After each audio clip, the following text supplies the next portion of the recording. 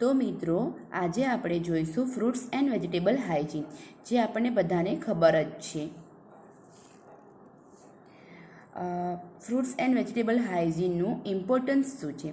તો કે fruits and vegetable contamination એટલે કે ફ્રૂટ્સ વેજીટેબલ્સનું કોન્ટામિનેશન ક્યારે થાય? તો જ્યારે પેથોજન્સ એમાં સાથે ભળે છે. પેથોજન્સમાં પણ કયા કયા પેથોજન્સ આવશે?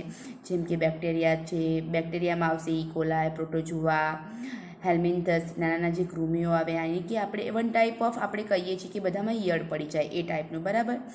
અને આ બધા પેથોજન્સ ફ્રૂટ્સ છે કે વેજીટેબલ્સ છે, એમાં પ્રેઝન્ટ ક્યારે રહી? જ્યારે ફ્રૂટ્સ કે વેજીટેબલ્સ આપણે હાર્વેસ્ટિંગ કરતા હોઈએ, એના માટે આપણે જે વોટર યુઝ કરતા હોય, યાની કે ઇરિગેશન માટે જે વોટર યુઝ કરતા હોય અને વોટર જ કોન્ટામિનેશનવાળું હોય ત્યારે થશે. સાથે સાથે ઓર્ગેનિક ફર્ટિલાઇઝર્સ આપણે યુઝ કરતા હશું તેના લીધે થશે. જે અને dropping from birds and other animals that go in to fields, એટલે કે કોઈ પણ પ્રકારના પ્રાણી છે કે બર્ડ્સ છે એના લીધે પણ ફૂડ્સ છે કે વેજીટેબલ્સ છે એ બધા કોન્ટામિનેશન થતા રહે છે. હવે આપણે જોઈશું રિસ્ક ઓફ માઇક્રોબિયલ કોન્ટામિનેશન, એટલે કે માઇક્રોબિયલ કોન્ટામિનેશનનું રિસ્ક પણ અલગ અલગ લેવલ પર અલગ અલગ હોય છે. જેમ કે પ્રોડક્શન ફિલ્ડ છે તેમાં એનિમલ ફિકલ કોન્ટામિનેશન થશે. ફર્ટિલાઇઝિંગ છે તો તેમાં જ્યારે ઓર્ગેનિક ફર્ટિલાઇઝર્સમાં જ પેથોજન હશે. ઇરિગેશન છે તો જ્યારે વોટરમાં પેથોજન્સ હશે ત્યારે થશે. હાર્વેસ્ટ, તો હાર્વેસ્ટમાં કેવું થશે કોન્ટામિનેશન? ફિકલ કોન્ટામિનેશન છે ને પેથોજની જ્યારે કન્ટેનર્સ કે ટૂલ્સમાં જ પેથોજન્સ હશે ત્યારે. એ પછી આવશે પેક હાઉસ, તો પેક હાઉસમાં ફિકલ કોન્ટામિનેશન જોવા મળશે, સાથે સાથે કોન્ટામિનેટેડ વોટર. પછી સ્ટોરેજ એન્ડ ટ્રાન્સપોર્ટેશન, તો જ્યારે development of micro organisms on produce અને સેલ, તો પ્રોડક્ટ કન્ટામિનેશન હશે ત્યારે. પછી આવશે પેથોજન્સ ઇન ફ્રૂટ્સ એન્ડ વેજીટેબલ્સ. આપણને ખબર જ છે કે મોટા ભાગના ફ્રૂટ્સ છે કે વેજીટેબલ્સ છે એમાં આપણે કહીએ છીએ કે ઈયળ નીકળે છે કે કંઈ પણ હશે એ જે પેથોજન્સ નીકળે છે, તો એ કયા કયા ટાઈપના પેથોજન્સ હશે એ આપણે જોઈએ. તો જેમ કે કેબેજ છે, સેલેરી છે, સેલેરી એટલે કે અજમો, બરાબર. પાઇનેપલ છે, એપલ છે, સ્પ્રાઉટ્સ છે, બધામાં ઇસ્ચેરિયા એટલે કે ઇકોલાઈ નામના બેક્ટેરિયાનું પેથોજન્સ હશે, બરાબર. પછી શ્રેડેડ કેબેજ એટલે જે કાપેલી કોબી કે એવું આપણે રાખી મૂક્યું હોય એમાં ક્લોસ્ટ્રીડિયમ બોટુલિનમ નામના બેક્ટેરિયા જોવા મળશે. પછી જે લીફી વેજીટેબલ્સ છે એમાં શું જોવા મળશે? તો સિગેલા સ્પીસીસ, બરાબર. પછી ફ્રોઝન સ્ટ્રોબેરી છે તો એમાં હેપેટાઇટિસ એ જોવા મળશે. પછી સાલ્મોનેલા સ્પીસીસ શેમાં જોવા મળશે? તો બીન, સ્પ્રાઉટ્સ છે, tomato, apple, watermelon, pepper, eggplant, celery, cauliflower, radish and several વેજીટેબલ્સમાં. આ ઉપરાંત લિસ્ટેરિયા મોનોસાઇટોજીનસ એ ક્યાં ક્યાં જોવા મળશે? તો બીન્સ છે, સ્પ્રાઉટ્સ છે, કેબેજ છે, cucumber, shredded cabbage, potato, mushrooms, salads and other વેજીટેબલ્સમાં પણ એ જોવા મળશે. હવે જોઈએ આપણે પ્રિવેન્ટિવ મેઝર. પ્રિવેન્ટિવ મેઝર પણ અલગ અલગ લેવલ પર અલગ અલગ રાખવાના રહેશે. જેમ કે પ્રોડક્શન લેવલ. પ્રોડક્શન લેવલ પર શું થશે? તો જ્યાં કોઈ પણ એનિમલ એક્સેસ હશે કે ઇવન કોઈ પણ પેટ્સ હશે એને એવોઇડ કરવાના. પછી આવશે ફર્ટિલાઇઝિંગ, તો એમાં શું આવશે?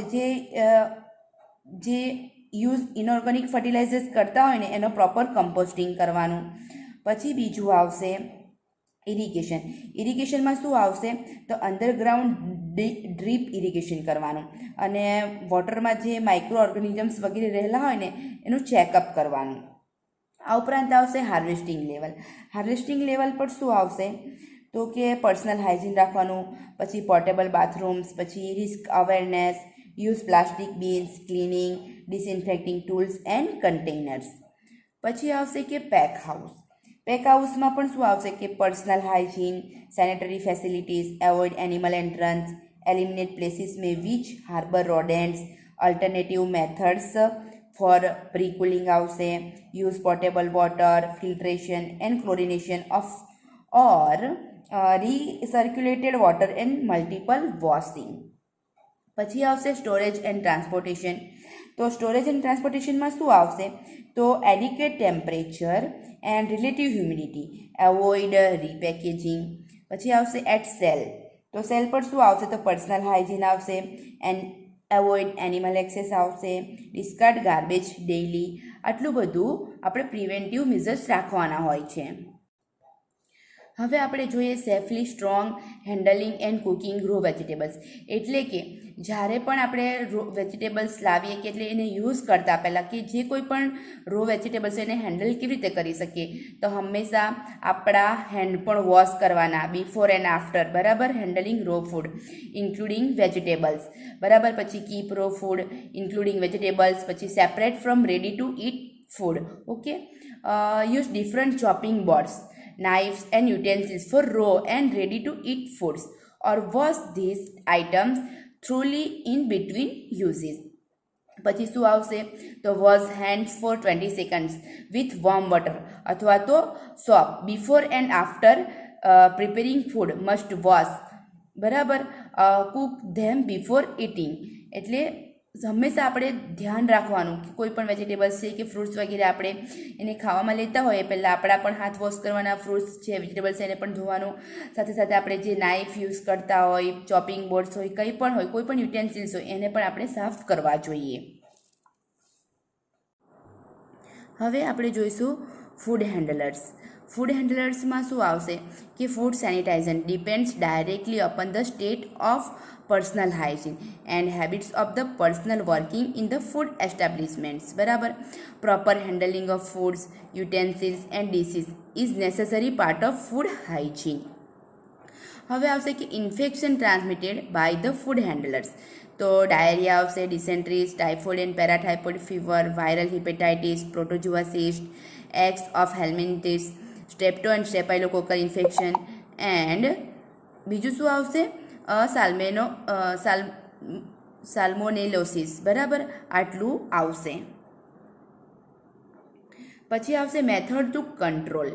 એટલે કે કોઈ પણ ફૂડ હેન્ડલર્સ વગેરેનું હોય એને કંટ્રોલ કરવા માટે કઈ કઈ મેથડ યુઝ કરવી જોઈએ?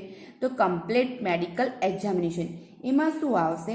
તો મીન્સ કે કોઈ પણ carried out of all food handlers at the time of employment. બરાબર. એનું કમ્પ્લીટ મેડિકલ એક્ઝામિનેશન કરવાની. પછી person with a history of typhoid fever, diphtheria, chronic dysentery, chronic tuberculosis અથવા કોઈ પણ કોમ્યુનિકેબલ ડિસીઝ હોય એવા એમ્પ્લોયડને નહીં રાખવા જોઈએ. બરાબર. પછી પર્સન્સ વિથ વોન્ડ્સ, ઓટાઇટિસ મીડિયા, કોઈ પણ પ્રકારનું સ્કિન ઇન્ફેક્શન્સ હોય એવા લોકોને પણ ફૂડ હેન્ડલ કરવા માટેની પરમિશન નહીં આપવી જોઈએ. પછી બીજું શું આવશે? તો daily health assessment should be done, disease notification to the employer and proper education regarding the importance of personal hygiene, food handling, utensils, dishwashing and insect and rodent control is the best means of promoting food hygiene. Okay. પછી આવશે personal hygiene અને food handlers. તો કે એમાં hands, તો હંમેશા food handlers હોય એને હેન્ડ્સ ઓલ ટાઈમ્સ ક્લીન રાખવાના. પછી બીજું શું આવશે? તો કે hand should be scrubbed and washed with soap and water soon after visiting a laboratory and as a touching any contaminated materials. પછી આવશે fingernails to should be kept trimmed and free from dirt. પછી આવશે hair, તો head covering should be provided particularly in the case of females to prevent loose hair obtaining entrance to food stuffs. પછી આવશે dresses. ડ્રેસીસમાં હંમેશા mostly food handlers હોય એ લોકોને warning આપવી જોઈએ કે હંમેશા ક્લીન વ્હાઇટ ડ્રેસીસ યુઝ કરે. પછી આવશે હેબિટ્સ, તો coughing and sneezing in the vicinity of food, licking the fingers before picking up an article of food, smoking on food premises are to be એવોઇડેડ.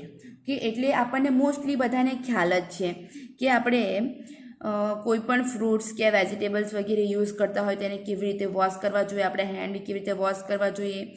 એ જો આપણે સરખી રીતે કરીએ તો ક્યારેય ફૂડ છે કે વેજીટેબલ્સના લીધે આપણને કોઈ ડિઝીઝ ના થાય કે કોઈ પણ ટાઈપ્સનું ઇન્ફેક્શન ના લાગે આપણને. Thank you.